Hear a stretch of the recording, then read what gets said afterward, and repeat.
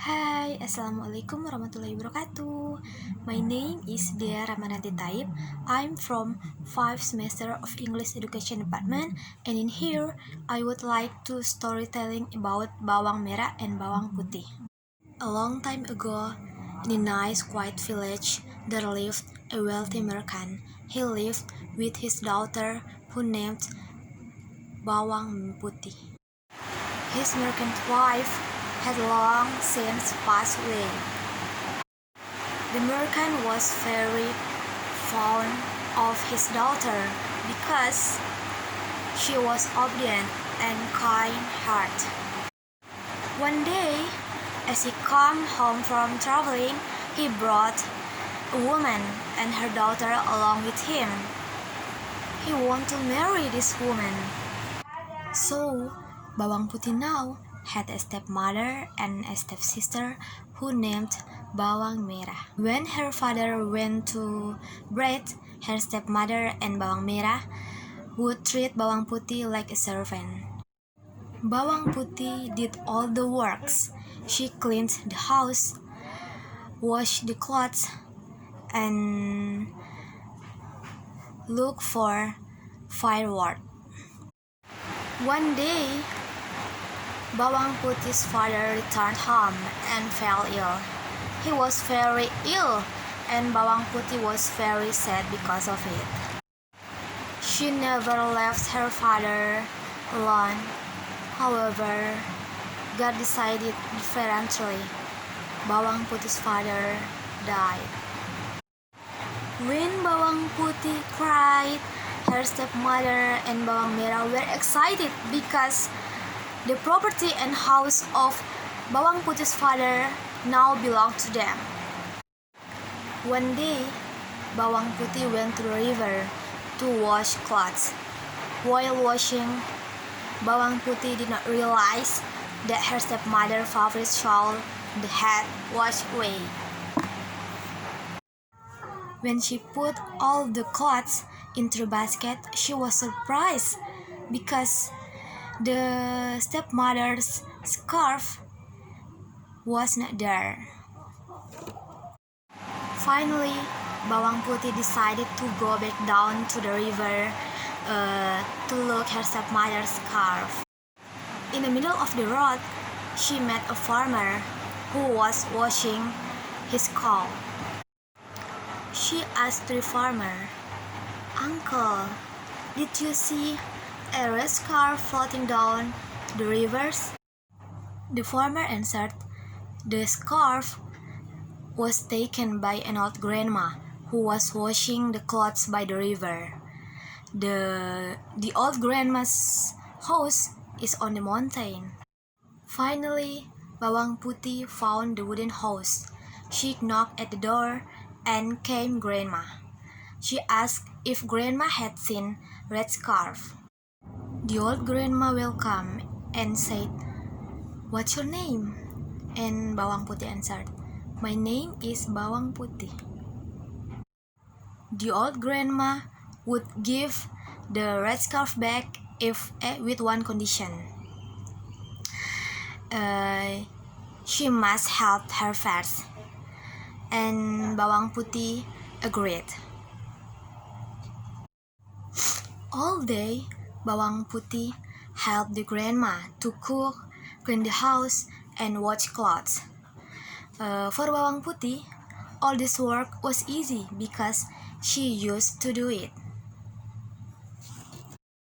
Finally, it was time for Bawang Putih to leave for home, and the grandma gave back the scarf and a gift. The gift is pumpkin. Bawang Putih got a small pumpkin, and the old grandma said, "Don't open the pumpkin before you get home." And Bawang Putih do it everything. In the home, Bawang Putih took the knife and split the pumpkin. What a surprise, Bawang Putih! Because the pumpkin was full of sparkling and expensive jewelry. and her mother saw it and asked, "Where did you get the pumpkin?" Bawang Putih told them everything, and her stepsister said, "Oh, Bawang Putih, you should have chosen a large pumpkin. It would have more jewelry." Hearing the words of Bawang Merah, her stepmother finally got idea. The next day, the stepmother and the stepsister, or Bawang Merah, went to the river, and they deliberately washed away the red scarf. Then secretly, they followed the veil as it was washed away. Sure enough, the red scarf was picked up by the old grandma. The stepmother and Bawang Merah followed the old grandma, who went up to the mountain. As they walked, Bawang Merah complained how far it was, and her mother said, "Be patient, soon we will get more jewelry than Bawang Putih." Arriving at the old grandma's house, the stepmother and Bawang Merah knocked at the door. The old grandma welcomed them, and the stepmother and Bawang Merah asked the red scarf. Just like with Bawang Putih, the grandma would give them the scarf if they helped her. The only way to get pumpkin was to work to help the old grandma, but they still couldn't stop complaint. Finally, the stepmother and Bawang Merah finished the works. The old grandma gave the scarf to Bawang Merah and the stepmother, and on the table there were two pumpkins, one large pumpkin and one small pumpkin. And grandma said, "Choose one pumpkin." And of course, Bawang Merah and stepmother chose one large pumpkin. But on the way, the stepmother and Bawang Merah split the big pumpkin, and they were impatient.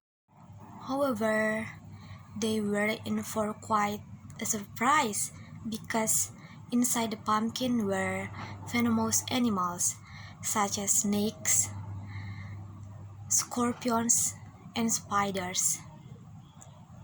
They were both bitten by a snake. No one came to help them because they were still in the middle of forest. The stepmother and Bawang Merah died from the snake bite. Meanwhile, Bawang Putih lived happily ever after. The jewelry given by the old grandma making her rich. She continued her father's business and enjoyed the fruit of her obedience and kindness. The end. Thank you for watching. Assalamualaikum warahmatullahi wabarakatuh.